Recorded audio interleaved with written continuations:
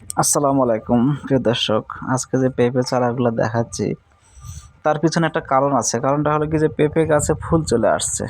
আলহামদুলিল্লাহ, আল্লাহর রহমত। এই যে দেখুন পেঁপে গাছে ফুল আসছে আলহামদুলিল্লাহ।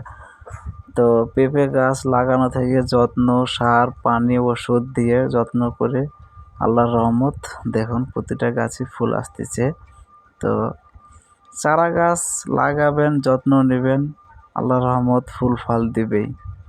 তো আমি দেখাবো আমার গাছে। মানুষ বলে যে পুরুষ গাছ এবং স্ত্রী গাছ কেমন কি, তো দেখবো আমি।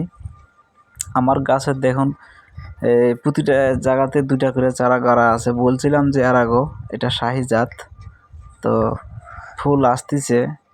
তো দেখি আমি চারা বিক্রি করি, আমি নিজে লাগাইছি দুটা করে চারা এক জায়গাতে।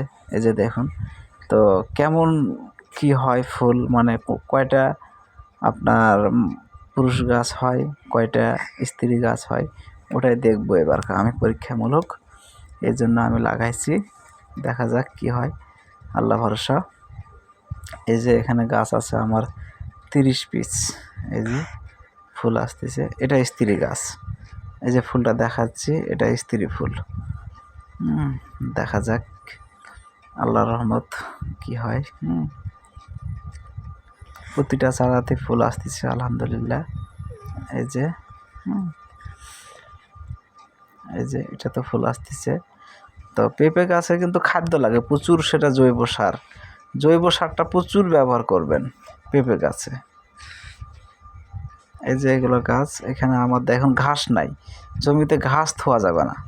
পেঁপে জমিতে ঘাস রাখবেন না, ঘাস হওয়া মাত্রই আপনি তুলে ফেলবেন, উঠায় ফেলবেন লোক লাগিয়ে। ঠিক আছে, ভালো থাকবেন, পরবর্তী ভিডিও দেখা হবে।